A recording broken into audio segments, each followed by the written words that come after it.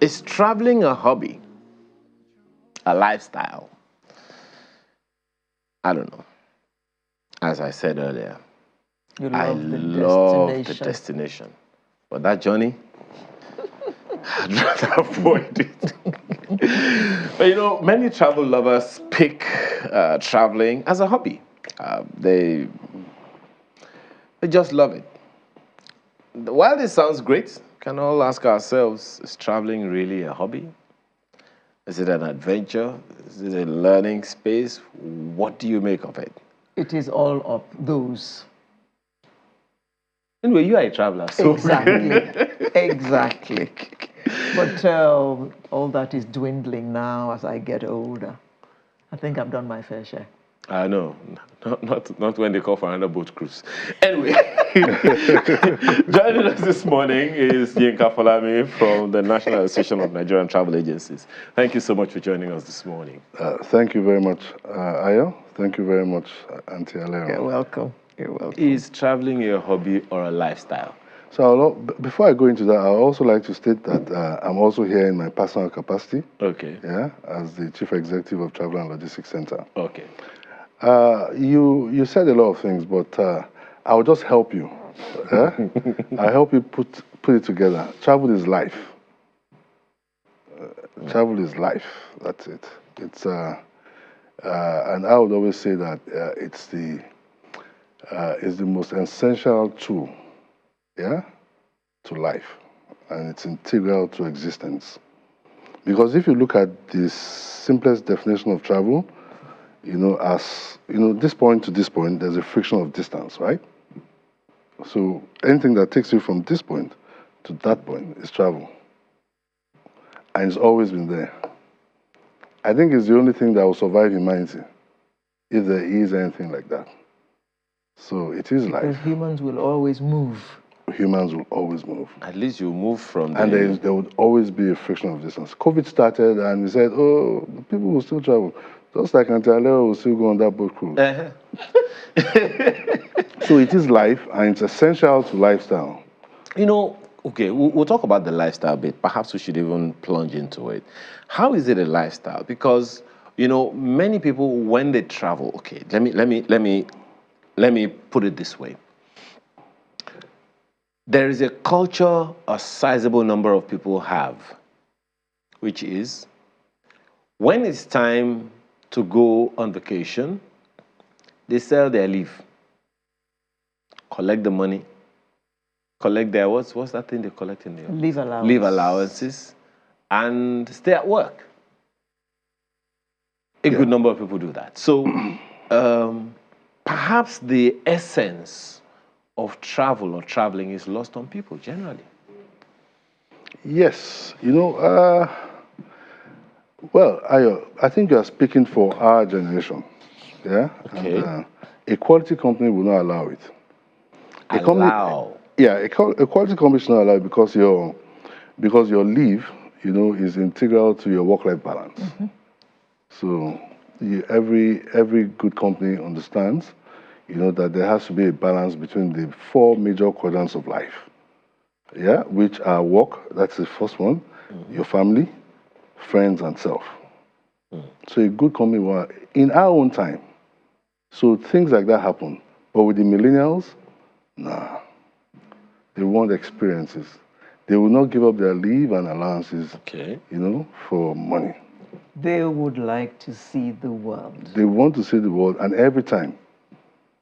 So when we were growing up, mostly you have summer and then, winter started to creep in, December travel. Yeah, but they want to travel every quarter, every time. Some say that travel is also part of your education. It is. Do you agree with that? 100%. And I understand why I will agree with that because I'm also faculty. I'm also involved in education. I've been in it for about 13 years.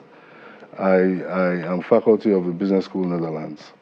And the first thing about travel is that it makes you a new environment, yeah, a new climate, immediately expands your imagination. So if it does expand your imagination, then you settle down to start learning. When my son was 2, he made his first trip. Yeah, he did his first travel with his mom and his sister. And when I went to pick them at the airport, the first thing he said to me at 2 years, yeah, was that, Daddy, why is the steering on the wrong side in London? Wrong side. Yeah. So is that education? So when I explained to him, he learned it, and he would not forget that. He would not forget that. And then when you travel, you learn about new cultures, like the millennials. I always go to the millennials, because if you ignore them, you ignore them at your peril. Yeah. They want authentic experiences. When you have an authentic experience, have you learned? Yes, you have. So the idea of giving up your travel for money, that's old school.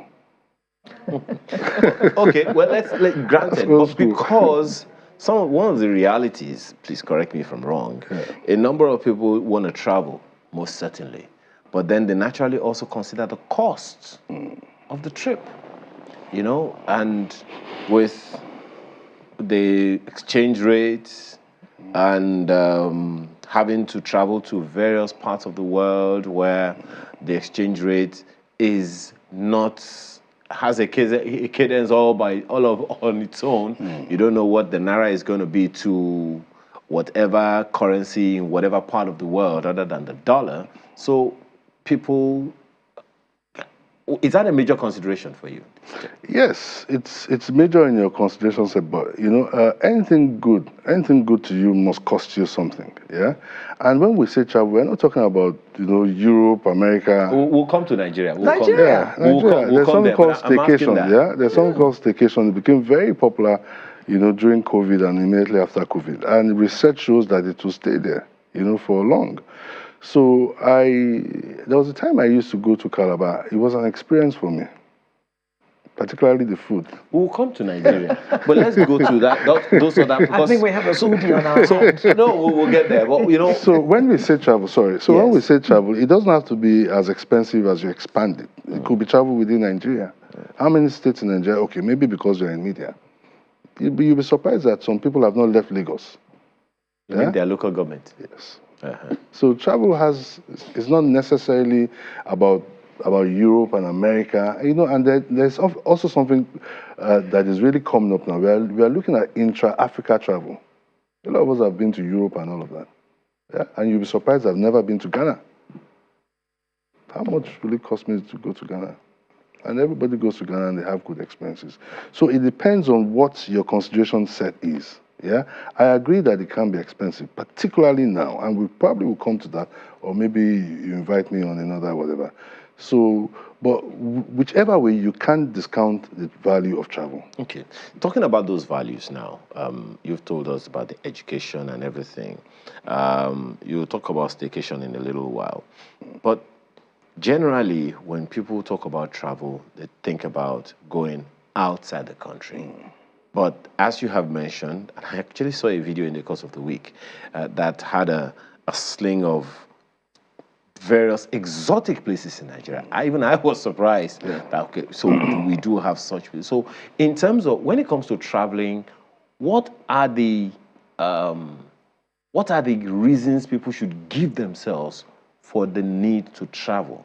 Because perhaps that's one of the reasons. Many people don't go anywhere because they have no reason. Yes, they can't justify it in their heads why they need to. So the first one and the most important one is mental regeneration. You refresh yourself mentally. And we said it the other time, and I think Auntie Adara agreed to it. Yeah, the moment you step out and you go into a new climate and a new environment, there's a feeling of wellness. Everybody needs that subconscious gap. You need to be taken away from, your focus of stress and your routine. And then when you go out of your routine and you're in a different climate, you see that those things that are stressing you are probably not as important as they were. I am more productive to my business when I'm outside, because that's the time I'm out of that routine, and that's the time I can really sit back and think, about what the right strategy should be when I get back to the office. Yeah. So, except you haven't done it before, once you've done it, you lash onto it. Yeah. It helps your mental balance, and it educates you. So to take the travel, what are the things to consider? There are, naturally, people have trepidations about security or a lack of it. When you talk about intra-national traveling, you've talked about Calabar. There are many people who have heard of so many other places. The what's that carnival in the north? The Doba. The Doba, you have the Doba, you have Arugungu. Exactly. Yeah. Arugungu Fish Festival and all of those. So people hear about those things, but then they also hear about those other things that dissuade. So what are the things to consider? So what are the things that dissuade? I think the emphasis on security all the time in Nigeria, I think is overrated. I think is exaggerated. I mean, if you travel all over the world, you know, there's insecurity everywhere. True. And it doesn't stop you from traveling. You know, there are some, I don't want to mention countries, I usually don't like to mention, but I travel all the time, and, you know, sometimes, you know, you go to some corners and you feel very unsafe. Yeah, so I don't think that security, yes, it should be there, but I don't think the insecurity problem in Nigeria I don't think it's that bad. Oh, I don't Mr. think Folami, it'll stop you from. When I was little, we used to go on holiday to then Midwest. Yeah. And we would go and carry what they call a dinner carrier, you know, a family. And then somewhere around Akure, we would stop, bring out the mats, sit down, bring out the dinner carriers, have a little picnic. You can't do that anymore. And then you get back in the car, and then the journey continues. Yeah. But it's a pity you're coming, because these are the things that made traveling such joy. Yeah. You know, you looked forward to it because you were going to picnic on the side of the road. You know, you can't do all those anymore. So traveling has become like a chore. If you're traveling within Nigeria, you must watch what time you leave because you are targeting what time you must get there in daylight, and you must be attentive. You must watch your wing mirror, pay attention to the car beside you. Pay attention to the news. It has made it so tedious. Yeah. So, you know, life changes. You know, just like you have that experience in Nigeria, yeah? There were experiences we had 30 years ago in the UK that you can't have anymore. The whole area is built up, yeah? And, you know, and like I said, yeah, I concede that, you know, I concede that. But every society is fast-paced, yeah? And I think that our society has moved beyond that, yeah? So we had those experiences then, but there are experiences that we have today that did not exist then. You know? So everything is on a trend. Yes, you can fly. You couldn't fly then. You couldn't fly then. You know, I mean, how many connections were there? I remember you had to go to Sokoto. I schooled in Sokoto, FDC Sokoto, you know, and if you missed that flight, you've missed it for like 2-3 days. You know, so I mean, you know, for everything that you lose, there's a compensation for it. Yeah, but it doesn't detract from the fact that travel is good, and from the reality that travel is good, and that travel is life. Nigeria has a whole lot of places that you can go to, a whole lot of sites to see. But when we talk travel, the Nigerian immediately thinks about traveling abroad. Can you tell us some of the choice places within Nigeria which can attract tourists? Okay, so I like to play to my strengths, yeah? And I told you severally. I am, on the top of my head, you know, I told you I went to Calabar. You know, Obudu Ranch, and the Calabar Festival. How many of us have experienced it? There's Doba, you know, and we as Nanta are really getting involved with Doba. There's Arugungu. There's in Ijebu here. There's what is it? Judeoba. Judeoba. You know, so we have the festival. There's one other in Osun State. But there are more. There you know, it's because there are specialties within travel.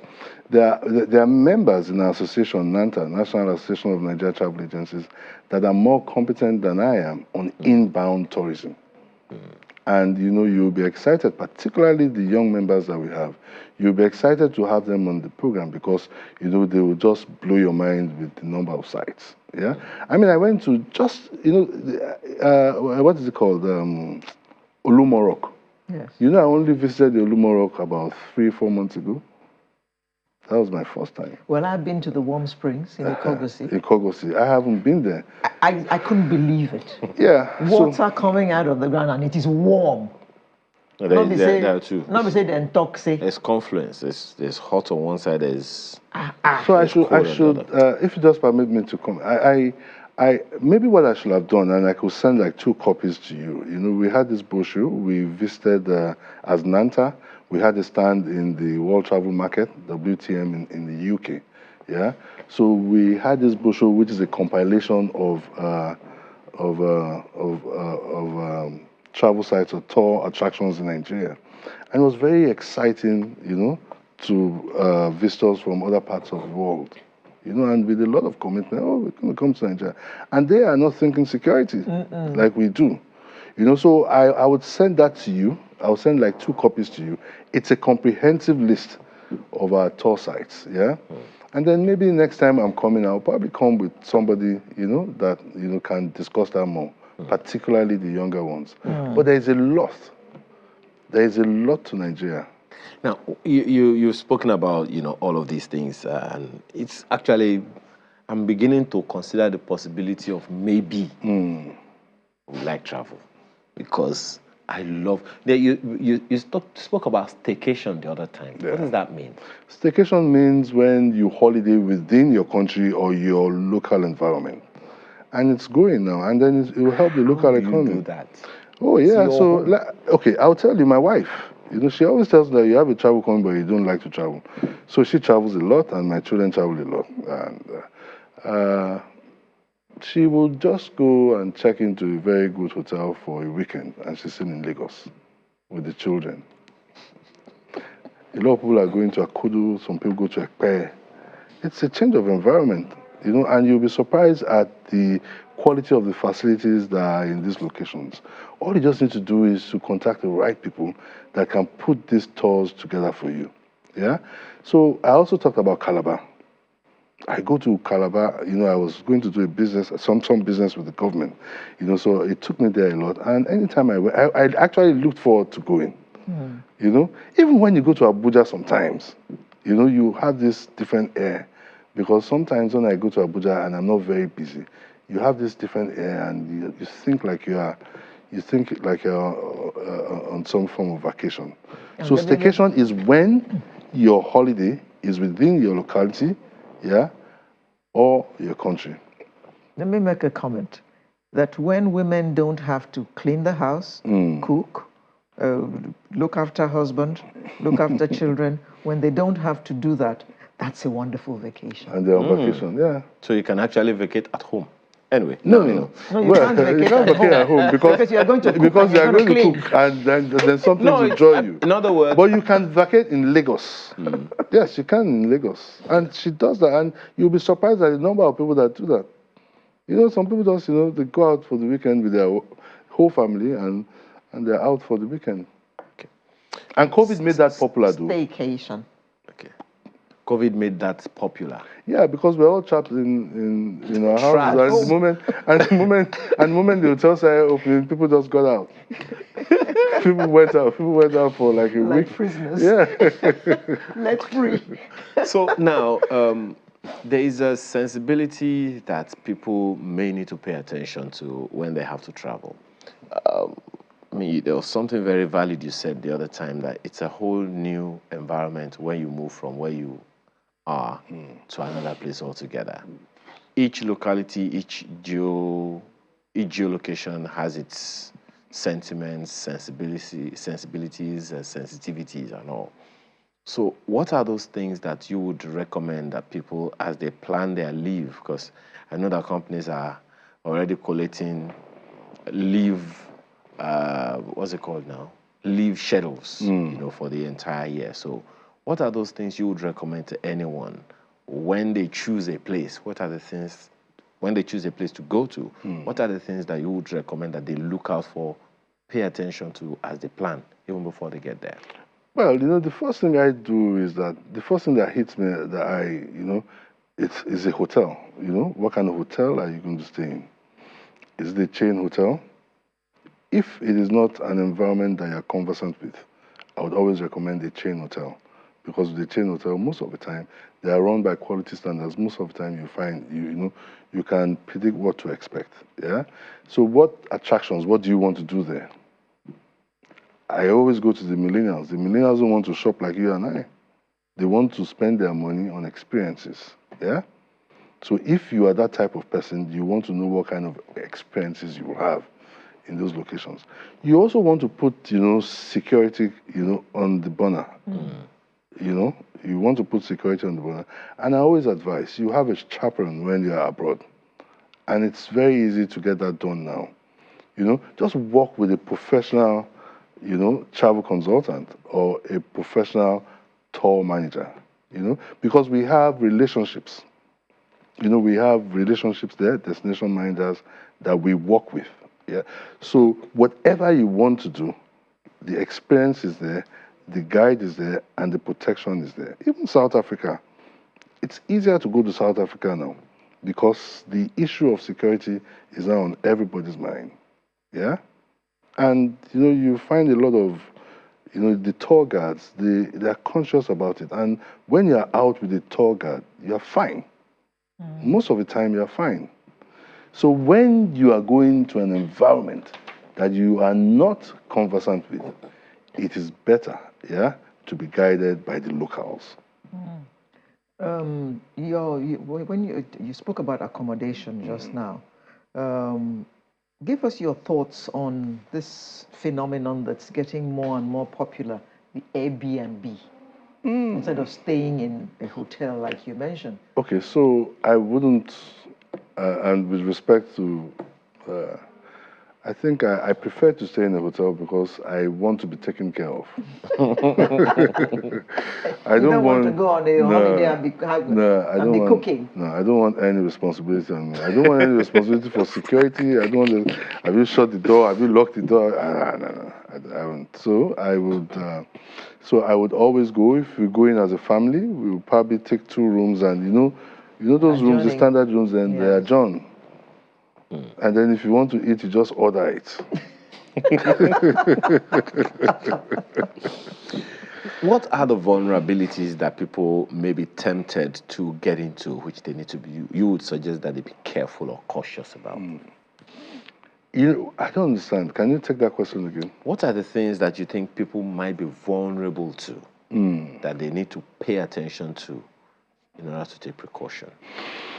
You could be handpicked anywhere in the world. Your pocket could be picked anywhere in the world. Like, for example, now, when you're in those departmental stores, even in Marks and Spencer, and in our days, when we were young, you could drop your whatever, and you go and shop and go and pick it. Nobody takes it for you again. And if you drop it, if you drop it just by your side and walk maybe just a meter away, somebody will come and tap you and you say, pick your bag. Because the next thing, it is gone. And you hear a lot of all these things, So somebody has said that they lost £2,000, their phone, their cards, and all of that. So keep your things tight. So most women use their, what do you call it? These packs. And they put everything there instead of their usual handbags. We slip everything in our pockets. My wallet is there and all of that. So I'm always very tight and tidy. So keep your things close everywhere in the world. Just like you're in an Owambe party in Lagos, don't put your phone on the table. That applies everywhere in the world. Applies everywhere in the world. So I think that you should be sensitive to your location. I think that you should also be conscious about your security. Yeah? So that's an integral part. Even in your home, you're conscious about security. But it doesn't matter where you are. It doesn't matter where you are. It's something we haven't really spoken about maybe some other time when you come here. And that is the tourism ambit of all of this. I mean, there is a relationship between tourism and travel, right? Yeah. Basically, what's the relationship? The relationship between tourism and travel is that travel enables tourism. Well, that's out of the bag. Okay. Because I heard you say you use the word tour from time to time. I know that there is a relationship. I know that traveling enables tourism. I just needed for people to know that when we're talking about travel, we're actually invariably talking about tourism one way or the other. Travel is the physical and commercial function that enables tourism. Okay. So without travel, there can be no tourism. Nah. Without travel, there is no life. I told you that travel is life. Okay. How easily do you think Nigeria can achieve its potential of being an important tourism destination? You are looking for a seminar topic. Okay, that's a seminar topic, but yeah, so we can talk. We can do that some other time. I'll be very happy to come in again. I think the most important infrastructure to making Nigeria, what Antaleo said, is love for country. Patriotism. Without love for country, we won't get anywhere. So as a matter of policy, I do not engage in any negative discussion about Nigeria, and I do not share any negative video about Nigeria. I would take the feedback, but I would not engage in it. You know, because I also have some background in communication, So all these things happen everywhere, Okay, let me not go there because they're press people. Please, let's not go there. Because I see that we're already getting riled up. Well, Yinka Folami is a member of the National Association of Nigerian Travel Agencies and Vice President of National the Lagos Association of Nigerian Travel Agencies Lagos Zone, as well as Chief Executive Officer Travel and Logistics. Thank you so much for being here this morning. Thank you very much. We'll definitely drag you back. I think that's the appropriate word. I will be happy to come.